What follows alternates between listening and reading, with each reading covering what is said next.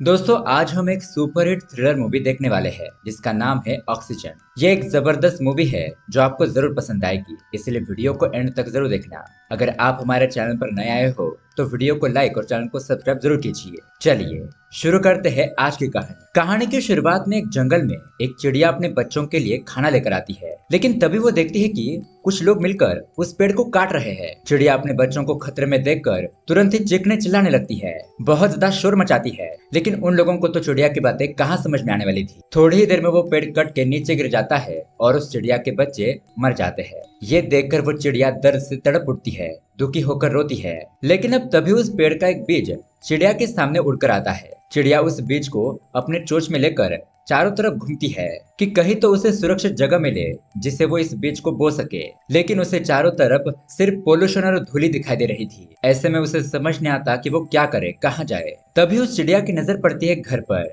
उस घर पर काफी सारे पेड़ पौधे लगे हुए थे, इसलिए वो इस बीज को उसी घर में गिरा देती है। तो उस घर का एक छोटा सा बच्चा उस बीज को उठाकर गमले में डाल देता है और कुछ ही दिनों में हम देखते हैं उस गमले में से एक छोटा सा पौधा निकलता है। धीरे धीरे वो बड़ा होने लगता है और असल में दोस्तों जिस बच्चे ने वो पौधा लगाया था उसका नाम होता है वीरा। अब यहाँ पर हमें पता चलता है कि वीरा को लंग्स की बीमारी है, जिसके चलते वो खुली हवा में सांस नहीं ले सकता। सांस लेने के लिए उसे ऑक्सीजन सिलेंडर की जरूरत पड़ती है, उसी से वो सांस लेता है। अब वहीं पर हम वीरा की माँ को देखते हैं जिसका नाम होता है पार्वती। पार्वती एक नेचर और पौधों से जुड़ी हुई लेक्चरर होती है। अब ऐसे ही एक दिन पार्वती अपने स्टूडेंट को ऑनलाइन पढ़ा रही होती है, लेकिन तभी उधर वीरा का ऑक्सीजन सिलेंडर अचानक ही खत्म हो जाता है। पार्वती तो यहाँ पर अपने काम में इतनी बिजी होती है कि उसका अपने बेटे की तरफ ध्यान ही नहीं जाता और यहाँ वीरा बिना सांस के तड़पने लगता है। फिर वो जैसे तैसे करके तुरंत ही इमरजेंसी अलार्म बजा देता है। उसे सुनकर पार्वती तुरंत ही वहां पर आती है। अपने बच्चों को इतना पैनिक देखकर वो घबरा जाती है। फिर वो फटाफट से वीरा का ऑक्सीजन सिलेंडर बदल देती है। यानी कि दोस्तों कुल मिलाकर कहा जाए उस बच्चे की कंडीशन बहुत ही क्रिटिकल होती है। खैर अब दूसरी तरफ हमें स्वामी नाम के एक बंदे को दिखाया जाता है जो कि जेल में 14 साल बिताने के बाद आखिरकार आज रिहा हो रहा है। यहाँ पर हमें पता चलता है कि स्वामी ने बिना कोई क्राइम किए जेल में 14 साल बिताए थे। दरअसल यहाँ पर उसके दोस्तों ने उसे एक केस में फंसाया था, इसलिए पुलिस वालों को भी उसके लिए हमदर्दी थी। अब इतने सालों के बाद वो जेल से निकलता है। अब स्वामी की इतनी इच्छा होती है कि वो जल्द से जल्द अपनी माँ से मिल सके। अब दोस्तों उसके अगले सीन में हम रफीक नाम के एक लड़के को देखते हैं जो कि अपनी गर्लफ्रेंड प्रिया के घर पर उसका हाथ मांगने के लिए आता है। रफीक एक मेडिकल स्टूडेंट होता है और वो जल्द ही डॉक्टर बनने वाला है। यही सारी बातें वो प्रिया के पिता को बता रहा था। वो आगे कहता है कि मैं और प्रिया एक दूसरे से बहुत ज्यादा प्यार करते हैं और शादी करना चाहते हैं। लेकिन दोस्तों शादी के बाद सुनते ही प्रिया का पिता और उसका भाई बहुत ज्यादा गुस्सा हो जाते हैं और रफीक को मार पीट कर घर से बाहर फेंक देते हैं। असल में रफीक और प्रिया अलग अलग धर्म से थे, इसलिए प्रिया के पिता को ये रिश्ता बिल्कुल भी मंजूर नहीं था। अब हम फिर से पार्वती को देखते हैं जो अपने डॉक्टर से मिलकर सुबह हुआ इंसिडेंट बताती है कि कैसे मेरी लापरवाही की वजह से आज वीरा की जान जाते जाते बची। तो डॉक्टर उससे कहती है कि पार्वती हर इंसान से कभी ना कभी गलती होती है, कोई बात नहीं, तुम इतना टेंशन मत लो, कुछ ही दिनों में सब कुछ ठीक हो जाएगा। क्योंकि थोड़े दिनों के बाद कोचिन के बड़े हॉस्पिटल में वीरा का ऑपरेशन होने वाला है, फिर तो वो भी बाकी लोगों की तरह सांस ले सकेगा। दरअसल दोस्तों यहाँ पर बात ये थी कि पार्वती के हस्बैंड को भी यही बीमारी थी जिसके चलते उसकी मौत हो गई थी, इसलिए पार्वती अपने बेटे के लिए कुछ ज्यादा ही डरी हुई थी। अब उधर कोचिन से पार्वती का भाई उसे कॉल करके कहता है कि दीदी मैंने यहाँ पर डॉक्टर से अपॉइंटमेंट ले लिया है, वो वीरा को ऑपरेशन से पहले कुछ दिन ऑब्जर्वेशन में रखना चाहते हैं। इधर बहुत तेज बारिश हो रही है, इसलिए सभी टैक्सी वाले वहां जाने से मना कर रहे हैं, इसलिए मैंने कल की 2 बस टिकट बुक कर दी है। तो अब तुम और वीरा फौरन यहाँ पर आ जाओ। अब उसके बाद सीन शिफ्ट होता है और हमें एक पुलिस वालों को दिखाया जाता है। इस पुलिस वाले ने अभी अभी बहुत सारा ड्रग्स का माल पकड़ा था, लेकिन उस गैंग के लोग उसे कॉल करते हैं और एक ऑफर देते हैं कि हमारा ड्रग्स हमें वापस कर दो, इसके बदले में हम तुम्हें 5 करोड़ रुपए देंगे। तो पैसों की बात सुनकर वो पुलिस वाला लालच में आ जाता है और इस डील के लिए हाँ कर देता है। तो फिर वो ड्रग्स वाले उनके माल को वापस करने के लिए रात के 10 बजे पालगढ़ में आने के लिए कहते हैं। खैर अब अगले दिन हम पार्वती और वीरा को कोचिन जाने के लिए रेडी होता हुआ देखते हैं। उसके बाद हमें दूसरी तरफ कोयम्बतूर के एक बस स्टैंड को दिखाया जाता है। यहाँ पर रफीक अपने घर पर वापस लौटने के लिए एक बस में बैठा होता है। अब वहाँ पर उस बस का ड्राइवर अपने मालिक से कहता है कि साहब बारिश ज्यादा होने की वजह से हमें दूसरे रास्ते से कोचिन जाना पड़ेगा। अब थोड़ी देर के बाद उस बस में एक एक्स एमएलए और उसका असिस्टेंट आता है। उसके बाद भरत नाम का एक आदमी भी उस बस में चढ़ता है। दरअसल दोस्तों भरत अपने एंगेजमेंट के लिए कोचिन जा रहा था, तो उधर पार्वती और वीरा किसी दूसरे बस स्टैंड में इस बस का इंतजार कर रहे होते हैं। तो अब वहीं पर हम स्वामी को भी देखते हैं। उस बच्चे वीरा की हालत देखकर स्वामी पार्वती से पूछता है कि ये आपके बेटे की कंडीशन ऐसे कैसे हुई, क्या इसे कोई बीमारी है। अब उसके पूछने पर पार्वती उसे बताती है कि दरअसल मेरे बेटे को लंग्स की बीमारी है, वो बाकी लोगों की तरह नॉर्मल सांस नहीं ले सकता। इस तरह से बीमारी के बारे में थोड़ा बहुत बताती है। तो उसकी बातें सुनने के बाद स्वामी भी अपने बचपन के बारे में बताने लगता है कि बचपन में मैं 6 साल तक चल नहीं पा रहा था, तो मेरे गांव के सभी लोगों ने मान लिया कि मैं कभी चल नहीं पाऊंगा। लेकिन बेटी, मेरी माँ ने मेरा साथ कभी नहीं छोड़ा। वो मुझे लेकर हर मंदिर, हर हॉस्पिटल गई ताकि मैं ठीक होकर चल सकूं। और आखिरकार एक टाइम ऐसा आया कि मैं खुद ब खुद चलने लगा। इसीलिए जब ईश्वर किसी को भी कोई परेशानी देता है तो उस परेशानी से बचाने वाली हमारी माँ ही होती है। वीरा, तुम्हारी माँ भी तुम्हारे साथ है, इसलिए देखना तुम भी जल्द ही ठीक हो जाओगे। इस तरह से स्वामी उन दोनों को मोटिवेट करता है। अब दोस्तों थोड़ी देर के बाद में वहाँ पर वो बस आ जाती है। तो पार्वती वीरा का एक्स्ट्रा सिलेंडर लगेज के साथ अलग से रखवा देती है। अब दोस्तों यहाँ पर हैरान कर देने वाली बात तो ये थी कि उस बस में प्रिया और उसका पिता भी होता है। तो यहाँ पर रफीक प्रिया के फादर को देखकर सीट के नीचे छुप जाता है, तुरंत ही अपना चेहरा छुपा लेता है। तो थोड़ी देर में प्रिया रफीक को आंखों से कुछ इशारा करने लगती है। तो इन दोनों के हाव भाव देखकर ऐसा लग रहा था कि मानो इनका कोई अलग ही प्लान हो, और वो क्या है ये हमें थोड़ी देर में पता चलेगा। अब कुछ देर आगे जाने के बाद वो पुलिस वाला भी इस बस को रोककर उसमें चढ़ जाता है ताकि वो टाइमली ड्रग्स और पैसों की डील कर सके। उसे टाइम पर पालगढ़ पहुंचना था, लेकिन हम देखते हैं कि बस में बैठने के बाद उसकी आंख लग जाती है और वो तुरंत ही गहरी नींद में सो जाता है। अब दोस्तों धीरे धीरे दिन ढलता है और रात हो जाती है। अब यहाँ पर काफी दूर आने के बाद उस ड्राइवर को पता चलता है कि भारी बारिश होने की वजह से आगे काफी दूर तक ट्रैफिक जाम हो चुका है। अब इसी बीच भरत सिगरेट पीने के लिए बस से नीचे उतर जाता है। तभी उस बस में काम करने वाला एक लड़का अपने मालिक को कॉल करके यहाँ की सिचुएशन के बारे में बताता है कि कैसे उनकी बस खतरनाक ट्रैफिक में फंस चुकी है और इस ट्रैफिक को क्लियर होने में 3-4 घंटे तो लगेंगे। तो ये बात सुनते ही उसका मालिक ड्राइवर को कहता है कि जो लोग सीधा कोचिन जा रहे हैं तुम उन्हें दूसरे रास्ते से ले जाओ, और बच्चे कुछ जो लोग हैं उन्हें वहीं पर उतार दो, मैं उनके लिए दूसरी बस भेज रहा हूँ। अब इसी दौरान दोस्तों रफीक और प्रिया इस बात का इंतजार कर रहे थे कि कब प्रिया के फादर गहरी नींद में सो जाए और वो दोनों मौके का फायदा उठाकर इस बस से उतरकर यहाँ से भाग जाए। जी हाँ दोस्तों, भागने का ही उनका प्लान होता है। लेकिन तभी बस में काम करने वाला वो लड़का जोर जोर से अनाउंसमेंट करने लगता है कि जो जो लोग कोची जाने वाले हैं सिर्फ वही इस बस में रुके और बाकी के लोग नीचे उतर जाए, उनके लिए हमारी दूसरी बस आ रही है। इस तरह से पालगढ़ और बाकी जगह पर जाने वाले लोग बस से उतर जाते हैं और बाकी बचे कुछ पैसेंजर के साथ बस दूसरे रास्ते से कोची जाने लगती है। अब उधर दोस्तों भरत जब अपनी सिगरेट पीकर खत्म करता है तब वो देखता है कि उसकी बस तो जा चुकी है और बस के जाने के साथ उसका सामान भी उसमें ही छूट गया है। तो भरत तुरंत ही उस ड्राइवर को कॉल करने के लिए जैसे ही अपना फोन निकालता है तो उसके फोन की बैटरी खत्म हो गई थी और उसका फोन स्विच ऑफ हो जाता है। अब यहाँ बस में थोड़ी देर के बाद उस पुलिस वाले की नींद खुल जाती है। वो अपने सामने का नजारा देखकर शॉक रह जाता है क्योंकि वो बस तो ऑलमोस्ट खाली हो चुकी थी। वो तुरंत ही उस लड़के का कॉलर पकड़ता है और उसे धमकाते हुए कहता है कि ये तुम हमें कहाँ ले जा रहे हो, बस को पालगढ़ में रोका क्यों नहीं। तो ड्राइवर कहता है कि सर उस लड़के को छोड़ दीजिए, उसने एक बार नहीं बल्कि 3 बार अनाउंसमेंट की थी कि पालगढ़ और बाकी जगह पर जाने वाले लोग बस से उतर जाए, लेकिन तब आप सो रहे थे तो इसमें हम क्या कर सकते हैं। तो ये बात सुनकर वो पुलिस वाला बहुत ज्यादा गुस्सा हो जाता है। उस लड़के को पकड़कर ड्राइवर को धमकी देता है कि अगर तुमने अभी के अभी इस बस को घुमाकर वापस उस जगह पर नहीं ले गए तो मैं इस लड़के को मार दूंगा।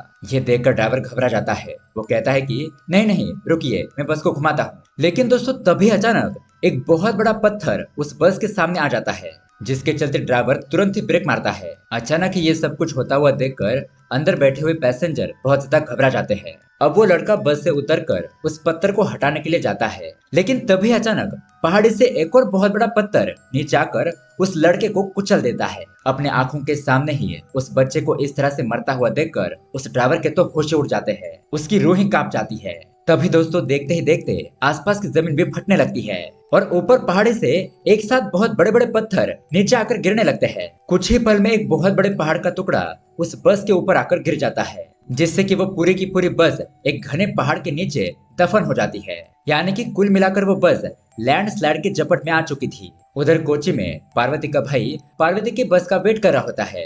वो बार बार अपनी बहन पार्वती को कॉल करता है लेकिन पार्वती का फोन नहीं लग रहा था। तो ये देखकर वो बहुत ही टेंशन में आ जाता है। यहाँ पहाड़ गिरने से बस अंदर तक दब जाती है और सभी पैसेंजर को काफी चोट भी आ गई थी। स्वामी की तो कुछ हड्डी पसली टूट जाती है। तो वहीं पर एक्स एमएलए के असिस्टेंट के सिर पर चोट लगने की वजह से ऑन द स्पॉट उसकी मौत हो गई थी। तो बस का ऐसा माहौल देखकर वो बच्चा वीरा बहुत डर जाता है, घबरा कर रोने लगता है। तो पार्वती उसे शांत करने की कोशिश करती है, संभालती है। उधर दूसरी तरफ हम भरत को देखते हैं, जो एक गाड़ी वाले से लिफ्ट मांगता है। उस गाड़ी के अंदर एक बाप और बेटी बैठे होते हैं। भरत उन्हें बताता है कि वो कोच्चि जा रहा था, लेकिन बस छूटने की वजह से वो यहाँ पर फंस गया। क्या आप मेरी मदद कर सकते हैं? इस पर वो बाप बेटी भरत को लिफ्ट दे देते हैं। इधर बस में पसले टूटने की वजह से स्वामी को बहुत ज्यादा दर्द होने लगता है, वो तड़पने लगता है। तो पार्वती उस बस में रखे हुए फर्स्ट एड बॉक्स को लेकर उसकी हेल्प करने की कोशिश करती है। अब यहाँ पर जैसे कि हमें पता था, रफीक एक मेडिकल स्टूडेंट होता है, इसीलिए वो खुद ही हिम्मत करके आगे बढ़ता है ताकि स्वामी को अच्छे से फर्स्ट एड कर सके। लेकिन तभी दोस्तों प्रिया का फादर रफीक को देख लेता है और अब वो समझ जाता है कि जरूर उसकी बेटी और ये लड़का भागने का प्लान बना रहे थे। इसलिए वो गुस्से में रफीक का कॉलर पकड़कर उसे पीटने लगता है। साथ ही वो अपनी बेटी को धक्का देता है और कहता है कि आज के बाद से तू मेरे लिए मर गई। लेकिन तभी पार्वती बीच में आकर प्रिया के फादर को रोक लेती है, कहती है कि अब ये सही टाइम नहीं है फैमिली मैटर को लेकर झगड़ने का। अब रफीक शांति से स्वामी को चेक करके पार्वती को बताता है कि इनकी एक पसली पूरी तरीके से टूट चुकी है, अगर इन्हें जल्द से जल्द हॉस्पिटल नहीं ले जाया गया तो इनका मरना तय है। अब वो पुलिस वाला इन लोगों से कहता है कि हम सभी लोगों को कैसे भी करके इस बस से बाहर निकलना होगा। तभी रफीक कहता है कि सर ऐसे कैसे बाहर निकलेंगे, अगर हमने गलती से भी बस का गेट खोला तो सारी मिट्टी अंदर आ जाएगी और मिट्टी में धंसने की वजह से हम सब लोग मारे जाएंगे। हमें यहाँ पर रेस्क्यू टीम के आने का इंतजार करना होगा, हमारे पास इसके अलावा कोई भी ऑप्शन नहीं है। लेकिन उस पुलिस वालों को जल्द से जल्द यहाँ से निकलना था ताकि वो ड्रग्स और पैसों की डील टाइम पर कर सके। इसलिए वो रफीक पर चिल्लाते हुए कहता है कि हाँ हाँ तुम तो वैसे भी यही चाहते हो ना, इस बूढ़े आदमी को हॉस्पिटल ले जाने में देरी हो जाए और ये मर जाए, फिर तुम आसानी से अपनी गर्लफ्रेंड को लेकर यहाँ से भाग जाओगे। ये सुनने के बाद रफीक को गुस्सा आ जाता है और वो दोनों आपस में हाथापाई करने लगते हैं। अब ये देखकर पार्वती उन पर चिल्लाती है, उन दोनों को रोकती है और कहती है कि देखो हम लोग कितनी बड़ी मुसीबत में फंस गए हैं, इसका हमें अंदाजा नहीं है। हम सभी यहाँ पर एक साथ एक बड़े से कब्र के अंदर है। इस बस के चारों तरफ पहाड़ और मिट्टी भरी पड़ी है और हम कितने अंदर तक धंस चुके हैं ये हमें नहीं पता। इस बात का अंदाजा लगाना भी बहुत मुश्किल है। तो जाहिर सी बात है कि बाहर से हवा और ऑक्सीजन आने की कोई भी पॉसिबिलिटी नहीं है, यानी कि हमारे पास सिर्फ उतना ही ऑक्सीजन है जितना इस बस में मौजूद है। अब जैसे जैसे वक्त बीतता जाएगा यह ऑक्सीजन लेवल कम होता जाएगा, इसलिए झगड़ा करने का कोई भी फायदा नहीं है। इतने में ही वो ड्राइवर अपने केबिन का शीशा तोड़कर अंदर आ जाता है। बेचारा रोते हुए भगवान को याद करने लगता है। यहाँ इस तरफ भरत और वो बाप बेटी उसी रास्ते से कोच्चि जा रहे होते हैं कि तभी उन्हें रास्ते में पहाड़ गिरा हुआ दिखाई देता है। तो ये देखकर वो लोग डर से कांप जाते हैं। तभी यहाँ पर अचानक बस ट्रैवल वाले भरत को कॉल करते हैं। यहाँ पर भरत उनसे बस के बारे में पूछता है क्योंकि उसका सामान तो उस बस के अंदर छूट गया था ना। लेकिन शॉकिंग बात तो ये थी, उल्टा बस ट्रैवल वाले भरत से बस का लोकेशन पूछने लगते हैं। तो उनकी बात सुनकर भरत को कुछ समझ नहीं आता कि भला ये लोग मुझसे बस के लोकेशन के बारे में क्यों पूछ रहे हैं। अब यहाँ बस के अंदर पार्वती के मन में कुछ खटक रहा होता है। वो ड्राइवर को बस का लगेज कैबिन ओपन करने के लिए कहती है ताकि उस केबिन में से कोई काम का टूल मिल जाए जिससे कि हमें बस से बाहर निकलने में मदद होगी। लेकिन दरअसल दोस्तों असल में पार्वती ने तो बहाना बनाया था ताकि वो लगेज के बहाने से केबिन खुलने के बाद अपना सामान निकलवा सके, जिसके अंदर उसके बेटे वीरा का एक एक्स्ट्रा ऑक्सीजन सिलेंडर रखा था। अब वैसा ही होता है, ड्राइवर लगेज कैबिन खोलकर सभी पैसेंजर का सामान निकालकर अंदर कोई टूल है या नहीं ये ढूंढने लगता है। यही मौका देखकर पार्वती लगेज अपने सीट के पास ले आती है। अब लगेज छुपाते हुए पुलिस वाला उसे देख लेता है और उसे शक हो जाता है कि ये पार्वती कुछ न कुछ छुपा रही है, जरूर उसके लगेज में कुछ न कुछ है। अब वो पार्वती से पानी मांगने के बहाने से सीट के पास जाता है, लेकिन फिर भी पार्वती उससे अपना लगेज छुपा लेती है। यहाँ दूसरी तरफ भरत और वो बाप बेटी किसी दूसरे रास्ते से कोच्चि जाने लगते हैं। पर भरत अभी भी यही सोच रहा था कि आखिरकार वो बस ट्रैवल वालों ने मुझे कॉल क्यों किया। वो बस तो कई घंटे पहले कोच्चि के लिए निकल चुकी थी। उस हिसाब से देखा जाए तो उस बस को कोच्चि पहुंच जाना चाहिए था, लेकिन वो बस कोच्चि नहीं पहुंची। अरे हाँ, वो बस भी तो लैंडस्लाइड वाले रास्ते से कोच्चि जा रही थी, कहीं वो बस उस लैंडस्लाइड का हिस्सा तो नहीं बन गई। बस यही सोचकर भरत कांप उठता है। अब बीच रास्ते में उसे कुछ पुलिस वाले मिल जाते हैं, तो वो तुरंत ही उन्हें ये बात बता देता है। यहाँ बस के अंदर पार्वती सभी लोगों से कहती है कि अब इस बस में कुछ ही घंटों का ऑक्सीजन बचा है, अगर ऐसा ही चलता रहा तो हम सभी लोग बिना सांसों के मारे जाएंगे। इसलिए पहले हमें कैसे भी करके इस बस में एक छेद करना होगा जिससे कि ऊपर से बाहर की हवा अंदर आ सके। अब यहाँ पर ड्राइवर एक रॉड से बड़े ही मुश्किल से बस के छत पर छेद करता है और उस पाइप को बस से बाहर निकालता है। लेकिन तभी अचानक बस की लाइट कट हो जाती है और चारों तरफ अंधेरा छा जाता है। अब ये देखकर सभी लोग पैनिक होने लगते हैं। पुलिस वाला ड्राइवर पर चिल्लाता है कि इस बस की लाइट कैसे चली गई। ड्राइवर कहता है कि सर शायद फ्यूज चला गया होगा।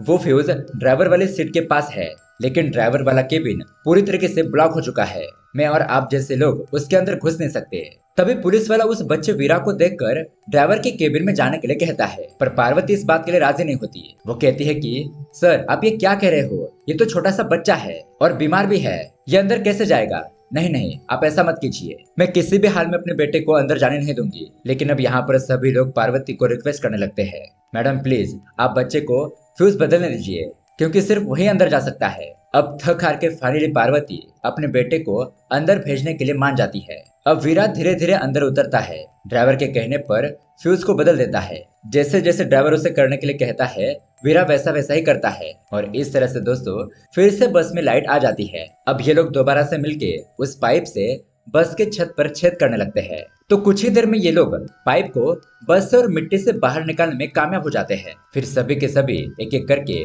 उस पाइप से ऑक्सीजन लेते हैं। उस पाइप की मदद से आवाज भी लगाते हैं ताकि बाहर से आवाज सुनकर उनकी कोई मदद कर सके। तभी हम वहाँ पर देखते हैं पुलिस भी इस जगह पर पहुंच जाती है, क्योंकि उस लड़के भरत ने पुलिस को पहले ही खबर कर दी थी। लेकिन यहाँ पर पुलिस वालों को इनमें से किसी की भी आवाज सुनाई नहीं देती। अब थोड़ी देर बाद में और बड़े बड़े पहाड़ के टुकड़े नीचे आकर गिरने लगते हैं, जिससे कि वो बस और नीचे धंसने लगती है और जिस पाइप से ये लोग ऑक्सीजन ले रहे थे वो भी ब्लॉक हो जाता है। अब उनके बस के ऊपर इतनी बड़ी मिट्टी की परत जमा हो गई थी जहाँ से ऊपर कोई भी पाइप पहुंच नहीं सकता था। तो अब बस के अंदर बाहर से ऑक्सीजन आना बंद हो जाता है। अब सभी लोग डर जाते हैं, क्योंकि उन्हें पता था अब बस के अंदर सिर्फ कुछ ही घंटों का ऑक्सीजन बचा है, उसके बाद उनकी मौत पक्की है। यहाँ इस तरफ पार्वती का भाई बार बार पार्वती को कॉल करने का ट्राई कर रहा था और दोस्तों कोइंसिडेंटली इस बार पार्वती को कॉल लग जाता है। यहाँ पार्वती भी तुरंत ही कॉल को पिक करती है, लेकिन पार्वती को अपने भाई की तरफ से कोई भी आवाज सुनाई नहीं दे रही थी। अब यहाँ पर बस के अंदर के लोग चीखने चिल्लाने लगते हैं, तो पार्वती का भाई उनकी आवाज सुन लेता है। फिर पार्वती उसे आगे कुछ बता पाती है, लेकिन तभी अचानक सिग्नल कट हो जाता है। अब यहाँ पर हम देखते हैं स्वामी की हालत बहुत ही नाजुक हो चुकी थी, जिसके चलते वो जोर जोर से सांसें लेने लगता है। यहाँ पर अब सभी लोग रोते हुए अपने घर वालों को याद करने लगते हैं। तभी हम देखते हैं कि वो पुलिस वाला अपने बैग से थोड़ा ड्रग्स निकाल कर नशा करता है ताकि उसका डर कम हो जाए। फिर वो अपने रिवॉल्वर निकाल कर गुस्से में स्वामी के पास जाता है, उसे कहता है कि तुम जल्दी अपने सांसें रोक लो क्रिमिनल कहीं के। लेकिन दोस्तों कोई सांस लेना तो कैसे छोड़ सकता है। तो अगले ही पल में वो पुलिस वाला गुस्से में स्वामी को गोली मार देता है। पुलिस वाले का मानना था कि अगर ये आदमी ऐसे ही लंबी लंबी सांसें लेते रहेगा तो बाकी जो लोग थे जो कुछ घंटे के लिए जिंदा रह सकते थे वो भी मर जाएंगे, थोड़ी देर के लिए मिलने वाला ऑक्सीजन खत्म हो जाएगा, इसलिए वो उसे मार देता है। फिर हम देखते हैं कि पुलिस वाला पागल हो जाता है, बंदूक की नोक पर सभी पैसेंजर को डराने लगता है। वो एक एक करके सभी पैसेंजर के ऊपर गन रखता है, कहता है कि मैं तुम्हें मारूं या फिर तुम्हें। फिर जैसे वो प्रिया के फादर के ऊपर गोली चलाने वाला होता है, तभी पार्वती पीछे से उसके सर पर जोर का हमला कर देती है, जिस वजह से वो पुलिस वाला बेहोश होकर गिर जाता है। फिर पार्वती तुरंत ही उसे रस्सी से बांध देती है। अब यहाँ इधर चारों तरफ ये बात फैल चुकी थी कि कोच्चि जाने वाली बस लैंडस्लाइड के चपेट में आ चुकी है। इधर रेस्क्यू टीम भी पहुंच जाती है और बस को ढूंढने लगती है। ये लोग सभी जगह पर डिवाइड होते हैं और अलग अलग जगह पर ढूंढने लगते हैं। इधर हम देखते हैं प्रिया का फादर गुस्से में बस का शीशा तोड़ने लगता है। अब लकीली बस का शीशा तोड़ने पर उन लोगों को वहां पर एक छोटा सा सुरंग दिखाई देता है। ये देखकर उन लोगों की थोड़ी सी आशा जग जाती है। वो लोग सोचते हैं कि ये टनल कहीं जरूर बाहर निकलती होगी, तो इसका इस्तेमाल करके हम एक एक करके टनल से बाहर निकल जाएंगे। तो अब रफीक और प्रिया के फादर उस सुरंग के अंदर घुसते हैं। वो आगे थोड़ा थोड़ा खुदाई करते हुए आगे बढ़ने लगते हैं। लेकिन दोस्तों फिर से एक बार बाहर हल्का सा भूकंप आ जाता है, जिसके चलते एक बड़ा सा पत्थर पहाड़ से नीचे आकर गिरता है। तो उसे देखकर बाहर रेस्क्यू टीम काम कर रही थी, वो अपनी जान बचाते हुए भागने लगती है और यहाँ पर टनल के अंदर फिर से मिट्टी भरने लगती है। इसलिए वो दोनों डर के मारे दोबारा से बस के अंदर आने की कोशिश करते हैं। अब प्रिया का फादर तो जैसे तैसे अंदर आ जाता है, लेकिन दोस्तों रफीक वही मिट्टी के ढेर के अंदर दफन हो जाता है। अब रफीक को दफन होता हुआ देखकर प्रिया फुट फुट कर रोने लगती है, लेकिन तभी अचानक रफीक अपना हाथ बाहर निकालता है। ये देखकर वो लोग समझ जाते हैं कि रफीक अभी जिंदा है, तो ये लोग तुरंत ही उस मिट्टी को हटाकर उसे खींचकर अंदर लाते हैं। अब उसके बाद हम देखते हैं पार्वती का भाई इस इंसिडेंट वाली जगह पर पहुंच जाता है। यहाँ पर हम रेस्क्यू टीम की हेड मनोरमा को देखते हैं। पार्वती का भाई उसे मिलता है और सारी इन्फॉर्मेशन बताता है। मेरा कॉल मेरी बहन पार्वती से एक बार कनेक्ट हो गया था, लेकिन अब कॉल नहीं लग रहा। अब यहाँ रेस्क्यू टीम को लग रहा था कि अभी तक बस के अंदर जितने भी लोग हैं वो मर चुके होंगे। लेकिन पार्वती का भाई जब कॉल के बारे में बताता है तो ये सुनने के बाद मनोरमा फिर से अपने वर्कर्स को सर्च ऑपरेशन पर लगा देती है। ये लोग फिर से उस लैंड स्लाइडिंग वाली जगह पर ढूंढने लगते हैं। पर दोस्तों उसी दौरान भी पहाड़ से लगातार चट्टानें गिर रही थी, जिसके चलते कुछ वर्कर्स जख्मी भी हो जाते हैं। इसलिए यहाँ पर कई बार काम को बीच बीच में रोकना पड़ता है। अब यहाँ बस के अंदर वो पुलिस वाला होश में आता है, तुरंत अपने हाथ पैर खोल लेता है। फिर वो गुस्से में वीरा के ऊपर अपने गन तान देता है और मौके का फायदा उठाकर पार्वती का लगेज चेक करता है। तो वो देखता है कि उस लगेज के अंदर तो एक एक्स्ट्रा ऑक्सीजन सिलेंडर रखा हुआ है। अब वो सभी लोगों को पार्वती के खिलाफ भड़काने लगता है कि ये देखो, हम यहाँ पर ऑक्सीजन के लिए तड़प रहे हैं और ये हमसे ऑक्सीजन सिलेंडर छुपा रही है। अब पार्वती रोते हुए हाथ जोड़कर सभी लोगों से कहती है कि देखिए, ये ऑक्सीजन सिलेंडर मेरे बच्चे के लिए है, वो हमारी तरह हवा में सांस नहीं ले सकता, प्लीज मुझे माफ कर दीजिए। लेकिन वो पुलिस वाला सभी लोगों से कहता है कि अब हमारे पास दो ही ऑप्शन है। पहला, या तो हम इस बस में तड़प तड़प कर मर जाए, या फिर दूसरा, उस ऑक्सीजन सिलेंडर की मदद से एक एक करके थोड़ा थोड़ा सभी लोग सांस ले और रेस्क्यू टीम के आने का इंतजार करें। लेकिन इसके लिए हमें उस बच्चे को मारना होगा। यहाँ दूसरी तरफ रेस्क्यू टीम आपस में स्ट्रैटेजी बनाने लगती है। एक ऑफिसर कहता है कि मैडम, बस के अंदर किसी का भी फोन कुछ पल के लिए ऑन हो जाए तो हम अपने सिस्टम के जरिए उस बस के लोकेशन का पता कर सकते हैं। तो अब ये लास्ट ऑप्शन समझकर मनोरमा इस प्लान को एग्जीक्यूट करने के लिए कहती है। यहाँ बस के अंदर हम देखते हैं सभी लोग ऑक्सीजन की कमी के चलते तड़पने लगते हैं। अब वो उस पुलिस वाले की बात मानकर उस वीरा को मारने के लिए आगे बढ़ते हैं। लेकिन पार्वती अपने बेटे वीरा को अपने पीछे छुपा लेती है और वो तुरंत ही फायर एक्सटिंग्विशर लेकर धुआं कर देती है, जिससे कि उन सभी लोगों को कुछ देर के लिए दिखाई देना बंद हो जाता है। अब पार्वती उस सिलेंडर से सभी लोगों को एक एक करके मारने लगती है ताकि अपने बच्चे को बचा सके। तो वहीं पर हम पैसेंजर से अलग ड्राइवर को देखते हैं। वो अपनी जान की परवाह किए बिना उस बच्चे वीरा को बचाने लगता है। अब यहाँ पर वीरा का ऑक्सीजन सिलेंडर खत्म हो जाता है, इसलिए पार्वती उस पुलिस वाले को मारकर नीचे गिरा देती है। उससे अपना ऑक्सीजन सिलेंडर छीनकर अपने बेटे को लगा देती है। अब यहाँ पर ये सभी लोग पूरी तरीके से घायल हो चुके थे। उस बस के अंदर ऑक्सीजन ना की मात्रा में बचा था और कार्बन डाइऑक्साइड की मात्रा बढ़ने की वजह से इन सभी लोगों का ब्लड प्रेशर बढ़ने लगता है, सिर में दर्द होने लगता है, हेलुसिनेशन होने लगते हैं, कुछ तो चक्कर आकर गिर जाते हैं। तो वहीं पर रेस्क्यू टीम अपनी जान लगाकर अपने डिवाइस से बस के लोकेशन का पता करने में जुटी हुई थी ताकि उन्हें तुरंत ही एग्जैक्ट लोकेशन पता चल सके और खुदाई करके ये लोग बस को बाहर निकाल सके। अब यहाँ पर बस में पार्वती भी अपना होश खोने लगती है, लेकिन बेहोश होने से पहले वो अपने बेटे वीरा से कहती है कि बेटा, चाहे जो कुछ हो जाए या ऑक्सीजन सिलेंडर मत निकालना, और इसी के साथ वो भी बेहोश हो जाती है। तभी दोस्तों हम देखते हैं कि लकीली पार्वती के मोबाइल का वाईफाई ऑन हो जाता है और अब बस कोई उसे रेस्क्यू टीम के वाईफाई से कनेक्ट कर दे तो फिर उनका लोकेशन आराम से पता चल जाएगा। लेकिन यहाँ पर तो सारे बेहोश हो चुके थे। अब वीरा अपनी माँ को बेहोश देखकर फुट फुट कर रोने लगता है और वो अपने ऑक्सीजन सिलेंडर को ओपन कर देता है, जिससे कि सिलेंडर का सारा ऑक्सीजन पूरे बस में फैल जाए और सभी लोगों को ऑक्सीजन मिल जाए। उसे लग रहा था कि ये ऑक्सीजन मिलने से कोई नहीं मरेगा, लेकिन ऐसा करते ही वीरा खुद ही ऑक्सीजन के बिना तड़पने लगता है। तभी हम देखते हैं वीरा अपने साथ यहाँ पर वो पौधा लेकर आया था, जिसे दोस्तों हमने मूवी के स्टार्टिंग में देखा था। अब कोइंसिडेंटली उस पौधे का एक पत्ता नीचे फोन पर गिर जाता है और उस फोन का कनेक्ट बटन प्रेस होने की वजह से ऊपर ढूंढ रही रेस्क्यू टीम को उस बस के लोकेशन का पता चल जाता है। फिर क्या था, बिना देरी क्यों है वो लोग खुदाई करना शुरू कर देते हैं। अब हम यहाँ पर देखते हैं कि सभी लोगों को एक एक करके वहां से बाहर निकाला जाता है। इस तरह से उन लोगों की जान बच जाती है। अब कहानी के एंडिंग में हम देखते हैं फाइनली वीरा का ऑपरेशन सक्सेसफुल होने की वजह से वो भी बाकी लोगों की तरह हवा में सांस लेने लगता है। और दोस्तों इसी के साथ ये कहानी यहीं पर एंड हो जाती है। तो दोस्तों ये कहानी आपको कैसी लगी हमें कमेंट करके जरूर बताइएगा। साथ ही ऐसे ही अमेजिंग मूवी देखने के लिए हमारे चैनल को सब्सक्राइब जरूर कीजिए। मिलते हैं अगली वीडियो में। Keep watching.